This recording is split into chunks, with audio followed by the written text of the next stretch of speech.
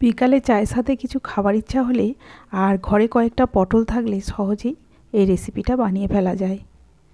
বানানো এতই সহজ যে একদিকে চা বসিয়ে দিয়ে অন্যদিকে এটা ভেজে নেওয়া যায়, একদম অল্প সময়ে হয়ে যায়। আমার ঘরে কয়েকটা পটল ছিল, পটলের খোসা ছাড়িয়ে নিয়ে আর এইভাবে ঝিরিঝিরি করে কেটে নিয়েছি।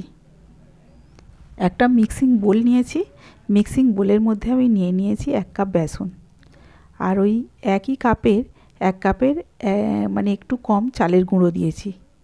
দিয়ে ওর মধ্যে কিছুই না, শুধুমাত্র গোটা সাদা জিরা আর কালো জিরা, দুরকম জিরা মানে দিয়েছি হাফ চামচেরও কম পরিমাণ করে। দিয়ে অল্প অল্প করে জল দিয়ে মিশিয়ে ওর মধ্যে হাফ চামচ নুন দিয়েছি, নুনটা পরিমাণ মতো দিতে হবে যে যেমন খাবেন। মিশিয়ে নিয়েছি, নিয়ে ভালোভাবে মেশাতে থাকলাম, বেশ ভালোভাবে একটু মিশিয়ে রাখলাম।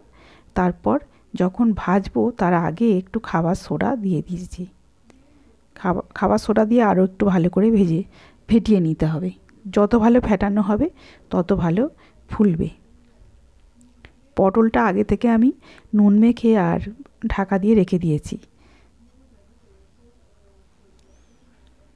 সেই পটল এখন ঢাকা খুলে একটা পটল নিয়ে ওই পটল ব্যাটারে ডুবিয়ে নিলাম।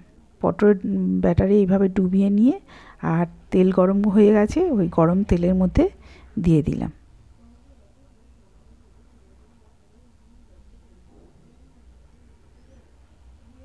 উল্টে পাল্টে গোল্ডেন ব্রাউন করে ভেজে নিতে হবে।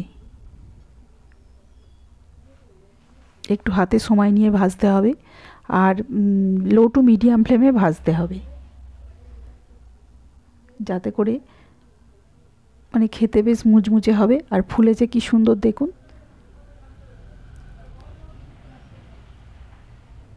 মোটামুটি ভাজা আমার হয়ে গেছে, গোল্ডেন ব্রাউন হয়ে গেছে দেখুন। আমি এবার এগুলোকে উঠিয়ে নেব, ওই প্লেটে ঢেলে নিলাম, গরম গরম পরিবেশন করলাম।